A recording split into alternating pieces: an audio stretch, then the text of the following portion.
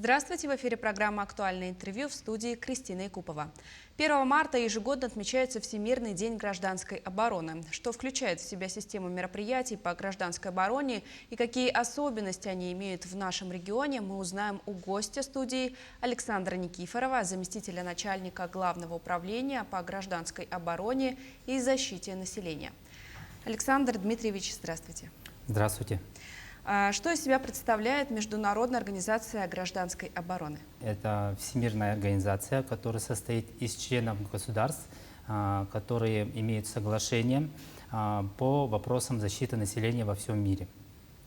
Если истории коснуться, то 1 марта 1972 года был принят устав данной организации, а в 1990 году отдельным решением Ассамблеи данной организации было принято, что 1 марта будет являться Всемирным днем гражданской обороны. Высшим органом данной ассамблеи является Генеральный штаб, который находится в городе Женеве и состоит из 50 государств, членов данной организации, плюс еще 20 государств являются наблюдателями данной организации. Ну, туда входят, естественно, наши же соседи Российской Федерации. География, можно сказать, очень обширна. Организация в своей деятельности поддерживает именно вопросы защиты населения и подготовку тех органов, которые занимаются защитой населения стран, которые входят в данную организацию. Это получается поддержка и в техническом направлении, поддержка методического руководства, проведение экспертных работ при помощи проведения спасательных работ при возникновении тех или иных катастроф на международном масштабе. Следующий этап – это у нас введение общей географической информационной системы, которая состоит из новейших геоинформационных технологий, которые помогают в международном уровне прогнозировать, предусмотреть возникновение тех или иных катастроф в мире. Все эти прогнозы помогают принять соответствующие правильные решения для ликвидации возможных катастроф во всем мире. А роль России в Международной организации гражданской обороны? Россия с 1993 года входит в состав Международной организации гражданской обороны. И надо сказать, что на сегодняшний день является одним из лидеров государств, которые занимаются вопросами защиты. Сотрудничество идет во многих направлениях, но хочу остановиться лишь в нескольких. Это, во-первых, получается подготовка спасателей, проведение аварийно-спасательных работ во всех учебных заведениях МЧС России и спасательных центрах. Например, на сегодняшний день в Академии гражданской защиты МЧС России проходит подготовка специалистов 10 стран, иностранных государств. Это прежде всего на сегодняшний день это наши соседи России. Тоже тут хочу отметить, что не только наши соседи российские проходят подготовку в данных спасательных центрах и в учебных заведениях МЧС России, но и с многих стран. Это страны Африки и так далее. Все проходят подготовку. Далее это получается, мы все знаем, что Россия занимается даже, скажем, что передовыми технологиями, которые помогают спасти население при возникновении разных катастроф. Это аварийно-спасательная техника, пожарная техника. Ежегодно в Российской Федерации проводится международная выставка, которая называется «Комплексная безопасность», где Россия выставляет все передовые технологии, которые разрабатываются на нашей территории.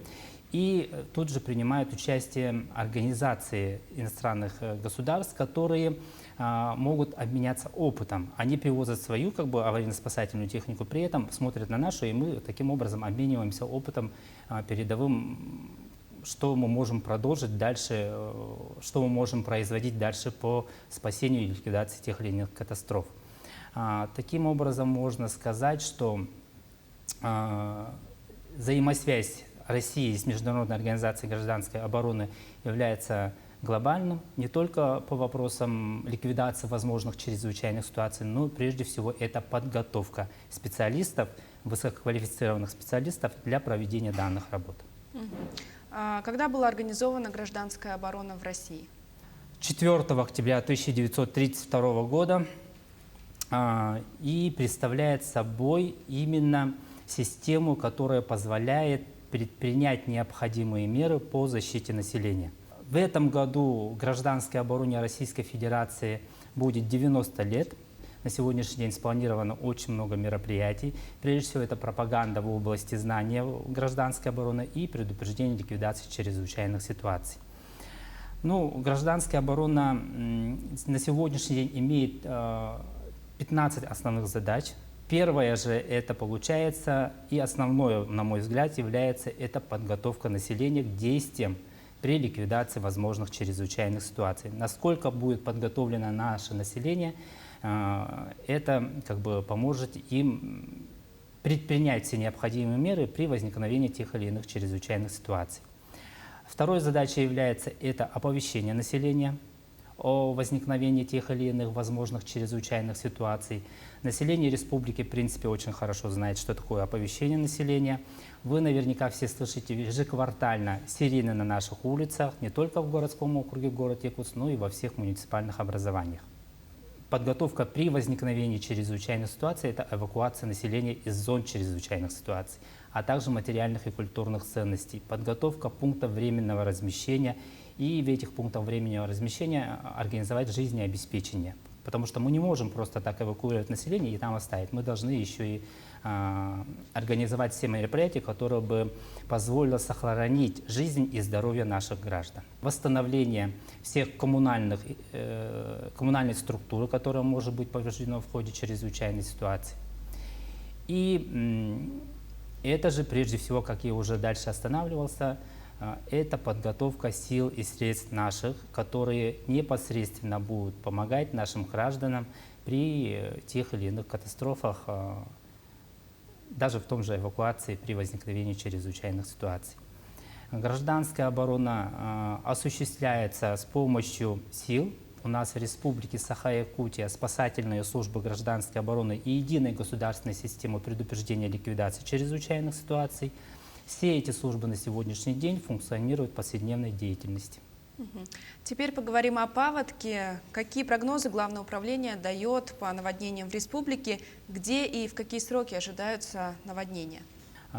Скорее всего, рано еще об этом говорить, потому что мы ежегодно ждем прогноз Якутского управления гидрометеорологической службы. Это прогноз, во-первых, это предварительный прогноз о возникновении, когда и что может возникнуть. Это мы ежегодно получаем 5 марта.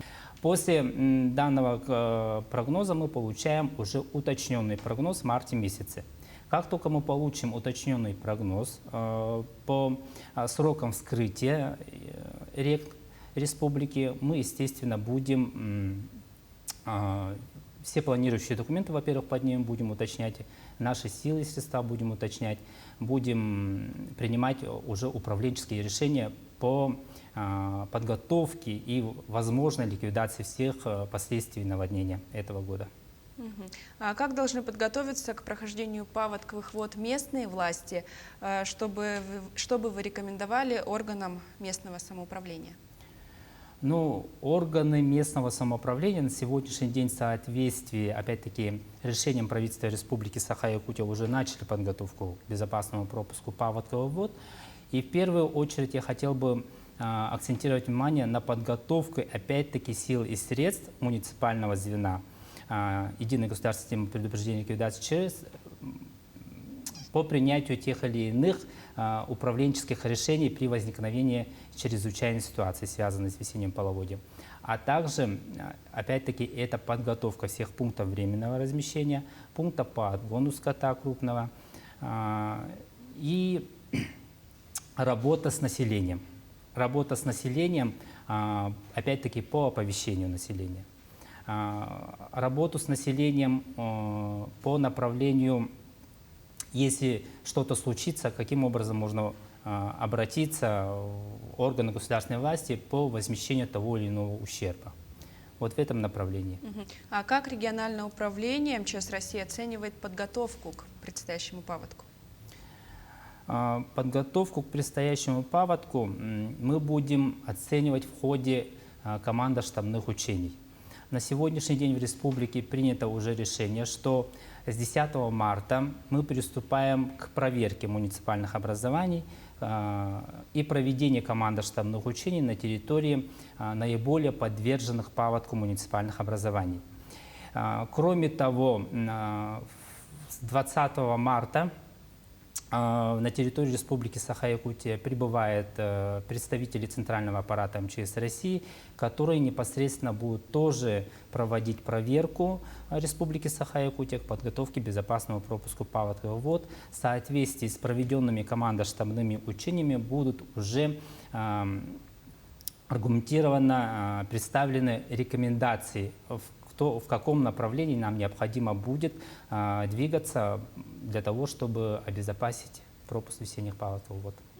А учтены ли уроки прошлых лет, где обнаружены слабые места и как их укрепить до паводка? Действительно, мы анализируем ежегодно ход прохождения паводковых вод, составляются соответствующие анализы по этим вопросам.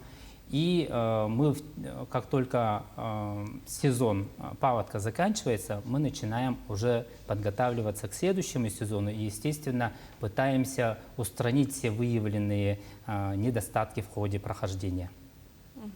Как осуществляется мониторинг паводковой обстановки? Что появилось нового в данной работе? Мониторинг позволяет принимать необходимые своевременные меры по принятию предупредительных мер при прохождении паводков. Например, у нас с 2020 года на территории Республики Саха-Якутия действует работа мобильного приемо-передающего комплекса Роскосмоса, который позволяет с помощью спутников получить достоверную информацию по прохождению весеннего половодья, а также по лесным пожарам. Нами с 2020 года получено более 300 высочайшего качества спутниковых снимков, которые позволяют провести мониторинг той или иной ситуации и помогают принятию, опять-таки, управленческих решений по ликвидации возможных чрезвычайных ситуаций или при тушении лесных пожаров. Мы слышали, что на реке Вилюй планируются берегоукрепительные работы. Что вы знаете об этом? Да, действительно, нашими коллегами с Министерства экологии Республики проведена очень большая работа с федеральным центром. На сегодняшний день разработана проектная документация по берегоукреплению села Верхневилюйск. Данная работа будет проведена в течение 3 этапов. И будет, насколько мне известно, эта работа начата с 1 марта текущего года. Александр Дмитриевич, спасибо, что ответили на наши вопросы. Это была программа «Актуальное интервью». Оставайтесь на нашем телеканале.